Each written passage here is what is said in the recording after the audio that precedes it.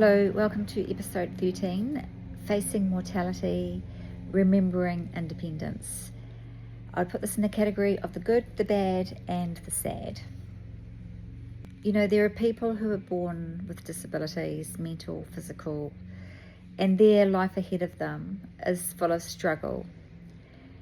And I've watched a few of the videos of people who have been born limbless, and the way they cope is just incredible. They've never had anything else, so they've had to learn to adapt to what they were born with. And that's not what I'm talking about today when I talk about remembering independence. What I'm talking about today is for those of us who were fortunate enough to be born with most of what we need to get through in life, and then due to aging, illness, disease, that independence has slowly been taken, would be the wrong word, lost, I guess. And where we had more or less total independence, our lives start to become one of depending on others. And that's what I'd like to talk about today, because it impacts not only those who are going through that loss of independence, but the caregivers who have to watch and cope and help with the person losing their independence, as well as those who might see somebody who looks absolutely normal but don't realize that their life is just full of challenge. You know, independence is the ability for those of us who could drive to be able to drive ourselves to places, not be reliant on others and fitting in with schedules. We could just hop in the car, cooking our meals, having a shower, going to the toilet, getting out of bed, you know, all the things that we take for granted, doing housework. You know, you've heard me say how I'm grateful for the fact that I can do my dishes. Well, I've been in this situation where I couldn't, and some days it's a struggle for me. But when you can't even do the basics, when life gets really hard, it really takes a toll on your own psychology.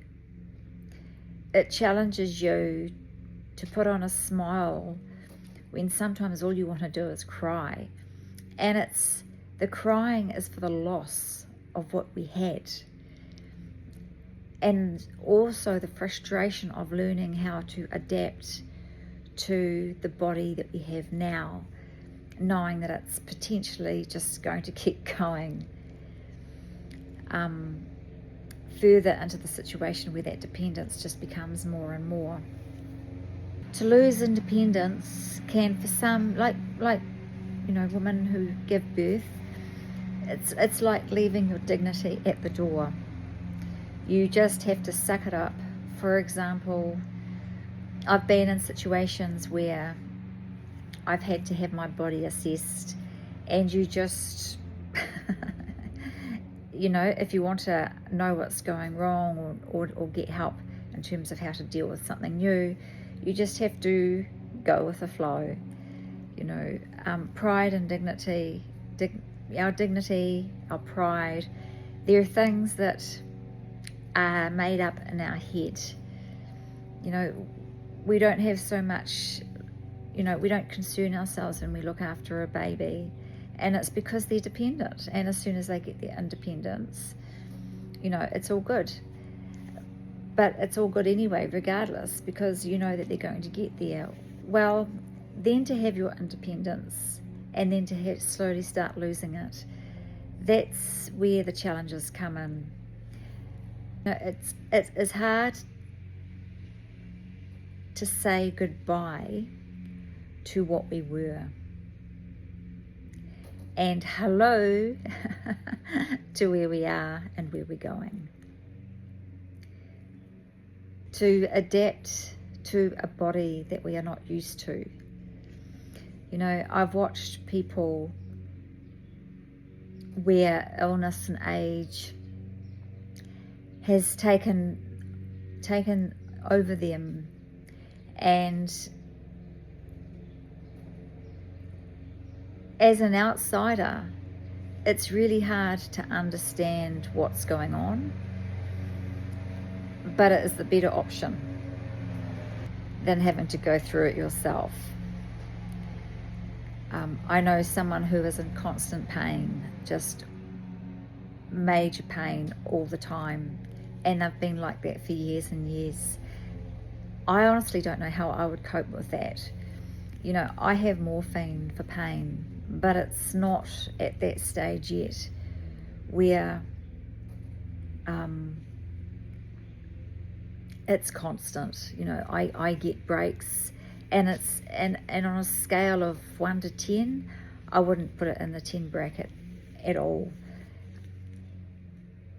And to know that there are people who are going through, you know, high up between 5 and 10 levels, and are going through that on a constant daily basis. You know, I feel for you. I really feel for you. So this episode really is to highlight the struggles that those who are losing their independence are going through, so that they know that they're not alone. I know that I'm not alone. And also, for those who are fortunate enough to have their health, you know, to know that if someone's walking in front of you, maybe say at the shops, at the mall, and they're not going, you know, fast enough, they're going really slowly, and you rush on past them, you know, and all of us are going through stuff. And when someone's going through physical pain, they're doing the best that they can. When someone's going through the loss of being able to turn or lift their leg up or rotate their arm properly, there's an adaptation period that they're going through, not just physically but mentally as well. And the last thing that dependent people need is to be reminded by others that they are dependent. What I'm saying is, the disabilities that people go through when they are dependent become dependent on caregivers. And even if they're not dependent on caregivers, just the daily struggles just to do what is normal.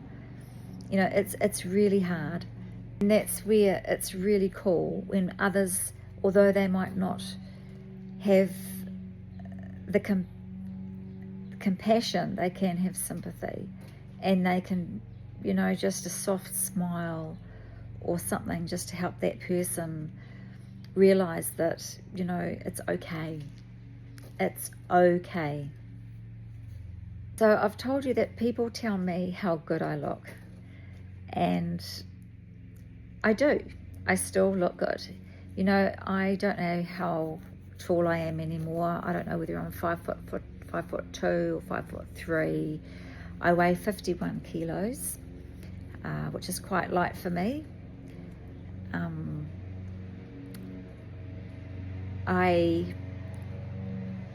So for those who know me, know that I'm probably lighter than I normally am.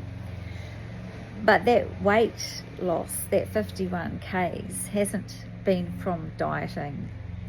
It's been from a disease in this body eating away the muscle and the fat. With the cancer that I have, the disabilities that I have can't be seen, not at the moment, and hopefully it stays that way. I've been around people where their cancer's been on the outside, and just for them going through that without the stares and things, you know, people staring and stuff, it just must be so hard. I can't relate to that. I know for me, you know, I have to explain my situation because people think that I'm okay, and I have to say, well, actually I'm not. I can't sit for too long. or the pain gets really bad and it really sets in over the evening. If I sit for too long during the day, the best position for me really is just to be lying down on my side, and to be moving. But sitting for me in a car, sitting at a table, I don't even sit at a table anymore. It's too sore. I guess what I'm trying to say is the body that I have is, the disabilities I've got are from the inside out. I've just rung the hairdressers to say I'm really due for another cut and colour, but I have been putting it off for a few months because I didn't know how I was going to sit in the chair at the hairdressers without wanting to cry. And so they've worked out the quickest way they can get me in there and out of there without having to suffer too much, because I also have the drive there and back to cater for as well. And that just wears me out. It's just any activity, even talking on videos like this, wears me out. As you know, I have low energy. Doing this video to ask for any form of sympathy at all, and I'm not even asking on behalf of others actually. It's just to basically point out the fact that when people lose their independence, which can be seen at times and not seen at times, it's really hard physically and psychologically. So if you're one of those people going through this, it's okay to cry. It's okay to mourn the loss of who you were. Just don't get caught up on it, because the body that you have now is the one that you're being taught to work with. I believe we all come here for lessons, and I think old age and the issues that go with it, which is the same for people going through disease, I think the lessons there are on humility, on the ability to put our pride aside, to realize that everything we've done in our life, at the end of the day, what really matters is how we were, how we behaved. It's not how we looked. It's not even how much money someone has, what someone did for a job. It's really about how we are towards each other. And humility really is at that point that, at letting go and acceptance. And, where we might have always been right or always able to do things and going, oh, I'll do it. Here, I can do it, I'll do it faster, I'll do it better, whatever. All of those things that we might have been doing when we had full access to a working body, that humility that we get when we don't have that access anymore is really a point where we can say, what am I learning here? What have I learned with this body that I have now? And for me, it's one of humility, some regrets, pride definitely being left at the door, working in with others. I've been quite independent for so many years, and so for me there was a lot of resistance going to dependence. Does it mean I don't want to be here? I still want to be here, because I'm learning more about myself with this disease, and I think people with disabilities they learn a lot about themselves, a lot about the way of who they want to be and how have they been previously. I would have loved to have learned these lessons earlier, obviously not through disease, but just through understanding. I'm not saying I was really bad, but I'm just saying I could have been better. I could have been a lot better. And I see what caregivers do, and I take my hat off to them. As I've said previously, they have to put up with the person who's dependent now, their frustrations, potentially their anger, because the person is in pain and the person is grieving loss. But we need to get over it. We need to move on. We need to accept who we are now, and we need to gladly look at what these lessons are. So when we get up in the morning, we can say, I am grateful for the day. I am grateful for whatever it is that I have. Whatever's left, I'm grateful for it. I'm grateful that I can still participate in life and can still be of service to someone, somewhere, somehow. So this takes me back to something I've said previously, where I'm not my body. I never was. It's what's in here that matters. So no matter how dependent you are and how independent you were, it's what is in here that matters. And becoming dependent really challenges what is in here. And we can respond in a way from love, or we respond in a way that's not love. So I'm going to end this episode here. I'm hoping it makes sense. And I hope that you get something out of this. Please feel free to share these videos if you think that they'll be of benefit to someone, somewhere. And if you want to be notified, remember to hit that notification bell on the subscribe button. I thank you for your time. I know it's precious. Thank you.